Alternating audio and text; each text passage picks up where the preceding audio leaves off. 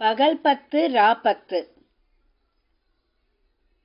நாம் அனைவரும் பகல் 10 ரா 10 பற்றி கேட்டிருக்கிறோம். ஆனால் அது எதற்காக கொண்டாடுகிறோம் என்று யாருக்கும் தெரியாது. ஒரு சிலருக்கு மட்டுமே அதை பற்றி தெரியும். நாம் இன்று அனைவரும் தெரிந்து கொள்வோம். மார்கழி மாதம் அனைத்து பெருமாள் கோயில்களிலும் பகல் 10 ரா 10 உற்சவம் நடைபெறுவது வழக்கம். வைஷ்ணவர்களுக்கு கோயில் என்றாலே அது திருவரங்கம்தான். முதலில் திருவரங்கத்தில்தான் பகல் 10 ரா 10 உற்சவம் தொடங்கியது. இந்த வைபவம் தொடங்கியதன் பின்னணி பற்றி வைஷ்ணவ பெருந்தகை அனந்த பத்மநாப சுவாமிகளிடம் கேட்டோம்.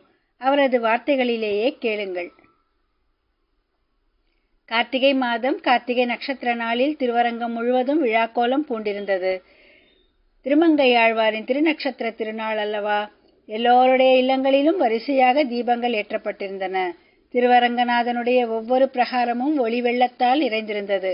வைகுண்டத்திலிருந்து இந்த காட்சியை கண்டவர்களுக்கு கீழ்வானம் வெள்ளென்று என்னும் ஆண்டாள் பாசுரத்தின் பொருள் புரியும். எப்போது ஆழ்வார்கள் அவதரித்தனரோ அவர்களால் பாடப்பெறுவதற்கு அச்சாவதாரத்தில் பல நிலைகளாக திருவரங்கநாதன் அவதரித்தானோ அது முதல் வைகுண்டம் இருளானது. கீழ்வானமாகிய பூமி ஒளி மிகுந்தது. நந்தா ஞானச்சுடர் விளக்கேற்றிய ஆழ்வாரின் பிறந்த நாளை அரங்கநாதன் உத்தரவின் பேரில் திருவரங்கமே கோலாகலமாக கொண்டாடுகிறது. வையமெல்லாம் மறைவிளங்க வாழ்வேல் ஏந்தும் கலியன் திருமங்கையாழ்வார் கலியன் பரகாலன் என்றும் வேறு பெயர்களால் அழைக்கப்பட்டார். அறிவு தரும் பெரிய திருமொழி கொண்டு பெருமாளை சேவித்தான். கலியனை கண்டதால் பெருமாளுக்கு பூரிப்பா, எம்பெருமானை கண்டதால் கலியனுக்கு பூரிப்பா. உடனே தீர்ப்பு சொல்ல கூடிய விஷயமாய் எது? ஏனென்றால் ஞானிகள் எனது ஆத்மா, இதுவே எனது உறுதியான கொள்கை என்பார் ரங்கன். அந்த ரங்கனுடைய அந்தரங்கம் அறிந்தார் ஆழ்வார். இரண்டாக பிரிந்து கிடக்கும் காவிரி ஒன்றாக கலப்பது போன்று அங்கே ஒரு சங்கமம் நிகழ்கிறது.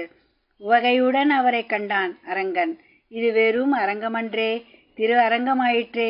ஆகையால் இனி திருவரங்கத்தில் பொலிய கலியனை கைக்கொள்ள திருவுள்ளம் கொண்டான் ரங்கன். ஆபாத சூடம், அதாவது திருவடி முதல் திருமுடி வரை